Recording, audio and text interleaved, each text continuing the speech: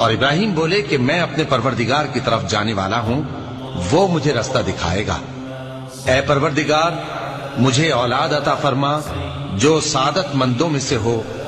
تو ہم نے ان کو ایک بردبار لڑکے کی خوشخبری دی۔ جب وہ ان کے ساتھ دوڑ دھوپ کی عمر کو پہنچا تو ابراہیم نے کہا کہ بیٹا، میں خواب میں دیکھتا ہوں کہ گویا تم کو ذبح کر رہا ہوں، تو تم سوچ لو کہ تمہارا کیا ارادہ ہے۔ انہوں نے کہا کہ ابا جان، جو آپ کو حکم ہوا ہے وہی کیجئے، اللہ نے چاہا تو آپ مجھے صابروں میں پائیے گا۔ اس طرح جب دونوں نے حکم مان لیا اور باپ نے بیٹے کو ماتھے کے بل لٹا دیا تو ہم نے ان کو پکارا کہ اے ابراہیم، تم نے خواب کو سچا کر دکھایا، ہم نیکوکاروں کو ایسا ہی بدلہ دیا کرتے ہیں۔ بلا شبہ یہ کھلی آزمائش تھی، اور ہم نے قربانی کے ایک بڑے جانور سے ان کا